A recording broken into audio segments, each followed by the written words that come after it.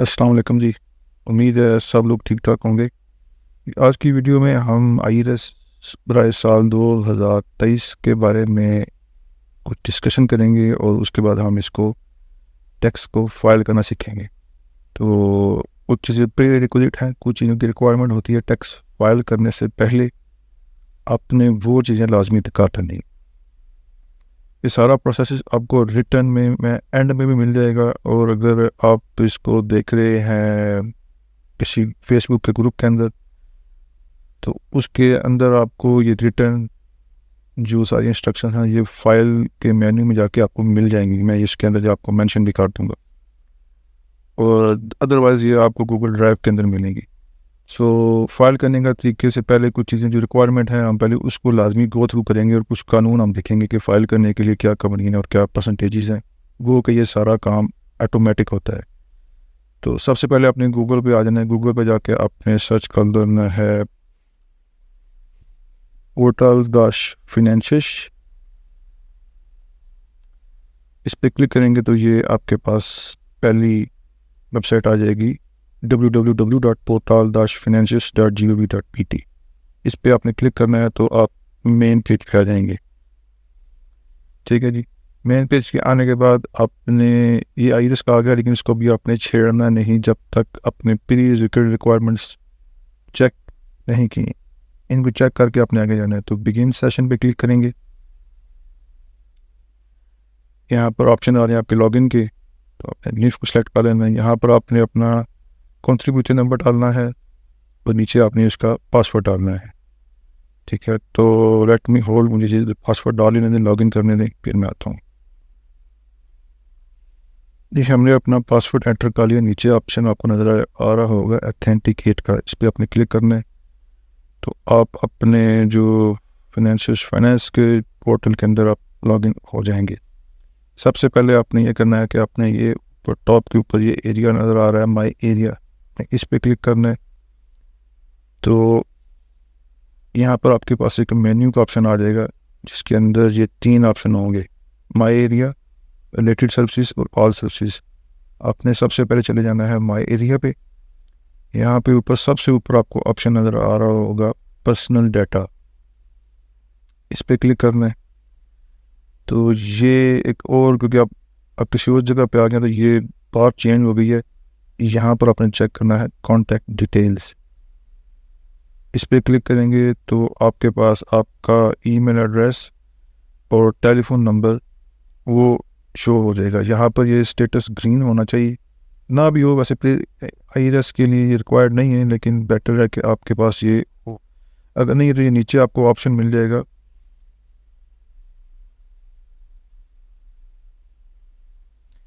इस डाटा को चेंज करने का। तो यहाँ से आप इस डाटा को खुद भी चेंज कर सकते हैं, कंफर्म कर सकते हैं। ईमेल भी आपको आएगी और फ़ोन नंबर भी चेंज कर सकते हैं। आप करना चाहें तो बेहतर है कि इसको अपडेटेड रखें। अच्छा, उसके बाद जो मोस्ट इंपॉर्टेंट है, ये तो आप आ गया टेलीफोन नंबर और ये दूसरी चीज़ें। थर्ड चीज़ है house hold, which is very important. आपने इस पर क्लिक करेंगे तो आपके पास घर का जो फाइनेंस के अंदर रजिस्टर्ड है वो एड्रेस निकल आएगा। सबमिट चेंज रिक्वेस्ट पे अगर आप क्लिक करेंगे तो ये आपका फाइनेंस के अंदर जो आपका करंट एड्रेस है वो मेंशन कर रहा है। इसको अगर आप चाहें तो आप नीचे से इसको चेंज भी कर सकते हैं। ठीक है जी। जिससे आप इसको प्रोसेस को स्टार्ट करके इसको आप खुद भी चेंज कर सकते हैं। ये चेंज करना घर का इज़ वेरी इंपॉर्टेंट। इसकी वजह ये है कि अगर आप इस गवर्नमेंट की एक और वेबसाइट पे आएँ,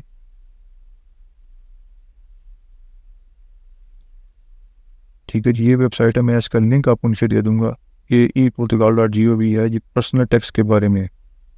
ठीक है, तो अगर आप आईआरएस एंड टैक्स एड्रेस के ऊपर क्लिक करते हैं तो ये आपके सामने आ जाता है। रिमेंबर कि फाइनेंस के अंदर जो भी आपका एड्रेस रजिस्टर्ड होता है उसको हुकूमत address consider to be official residence.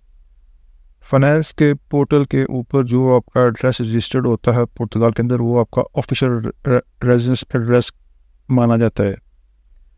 और अगर आप इस एड्रेस को अपडेट नहीं करते तो इसके लिए पॉसिबल पेनल्टीज 375 यूरो तक की आपको लग सकती हैं। सो रिमेंबर कि IRS को फाइल करने से पहले आपका एड्रेस करेक्ट हो, अदरवाइज आपने आगे प्रोसीड नहीं करना। ये प्री रिक्विजिट्स हैं, ये कोई भी नहीं बता रहा, लेकिन एड्रेस चेंज होना मस्ट है। फ़ोन नंबर बेशक चेंज ना करें, ईमेल ना करें, इस इम्पोर्टेंट वो भी चेंज होना चाहिए, लेकिन चेंज ऑफ एड्रेस जो है वो मस्ट है।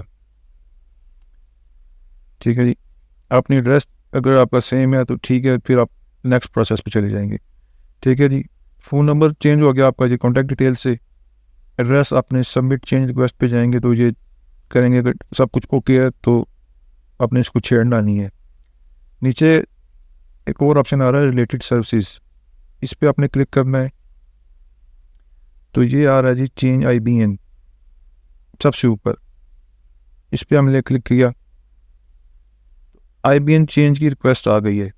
IBN जो है ये आपका बैंक अकाउंट जो आपके फाइनेंस के अकाउंट के अंदर लिंक होता है, ये वो है। इसमें आपका जो है निब नंबर और ये स्विफ्ट और ये करेंसी जो है वो आ जाएगी।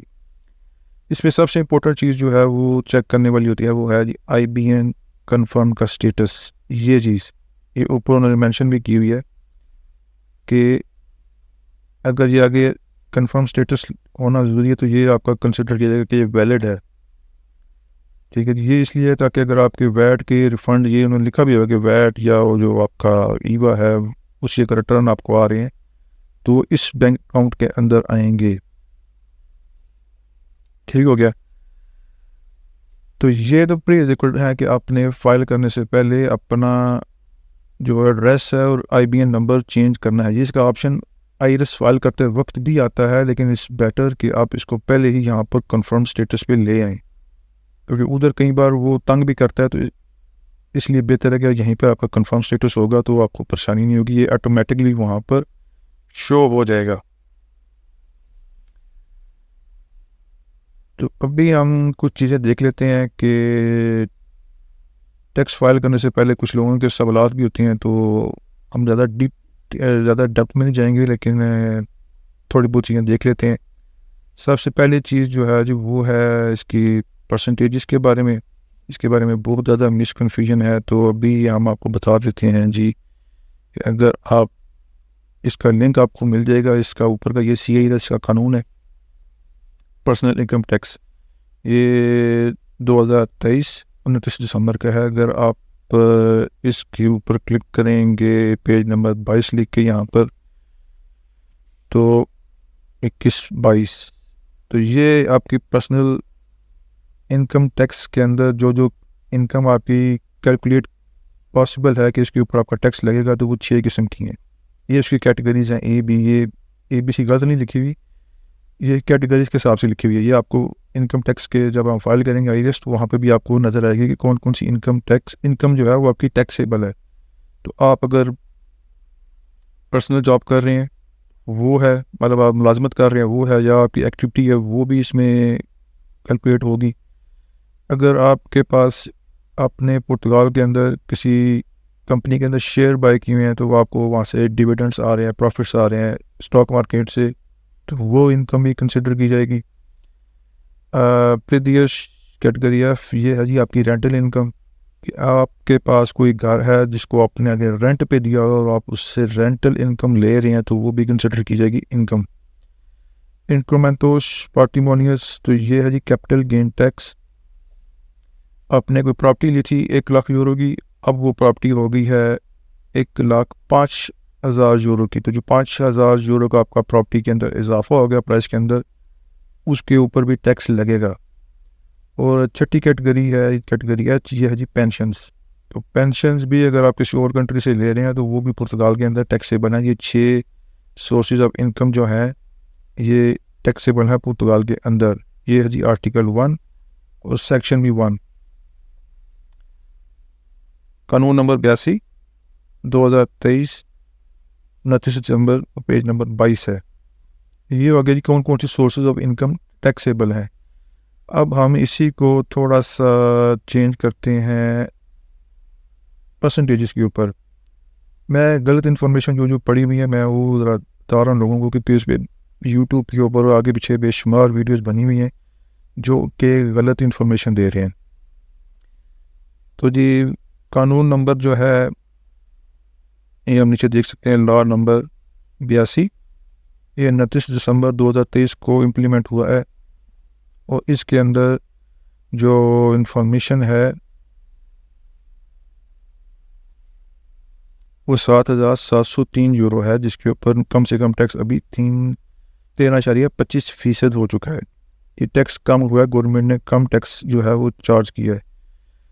ये सारे कानून आपको यहाँ से पुराने भी कानून मिल जाएंगे, और जो पुरानी इसके ऊपर जो वर्डिंग हुई है, मैंने ये जो पूरा कानून है जो आपको मैं दिखा रहा हूँ, ये कोडिगो, ये जो पूरा कानून है सीआरएस का, ये यहाँ से आपको पुराने सारे कानून मिल भी जाएंगे।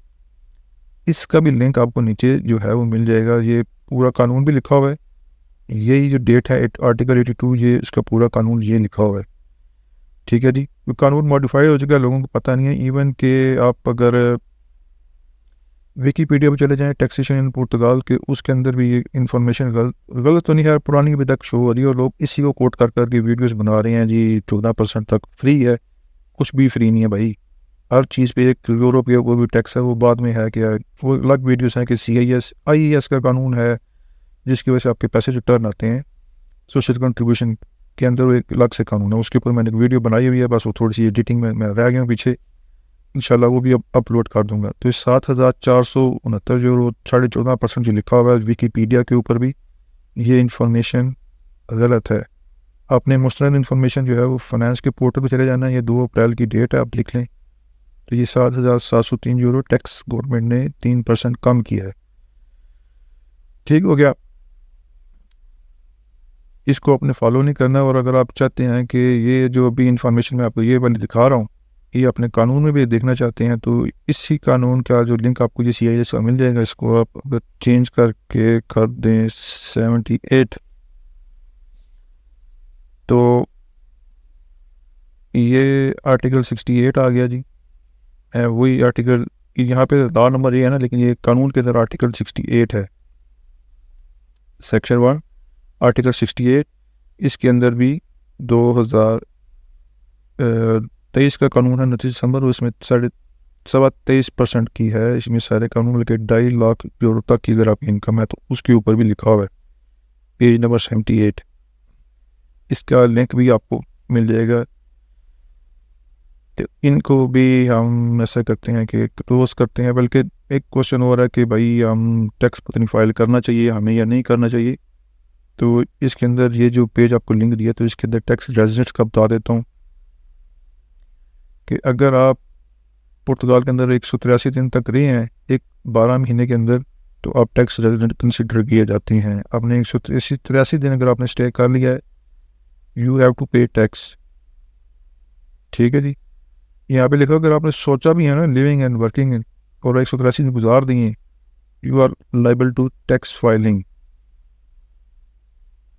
बाकी और भी हैं, लेकिन मैं उसमें ज़्यादा डिटेल में नहीं जाऊँगा, तो इसको भी क्लोज करते हैं। अगर आप कहते हैं भाई हमें ये कानून में भी दिखा दें, तो इसी कानून के अंदर अगर आप 22 नंबर लिखेंगे यहाँ पर, तो बल्कि उसका कानून है शो वो है जी 42, सॉरी 22 नहीं है। अगर आप 42 पे क्लिक करेंगे जी, तो आर्टिकल 13 है सुजीतो पैसिवो। तो ये अगर आप इसकी पहली लाइन को ही उठा के कॉपी कर लें, ये पेज नंबर 42 है। तो अगर आप इसको कॉपी करके गूगल में अगर आप इसको ट्रांसलेट भी कर लें,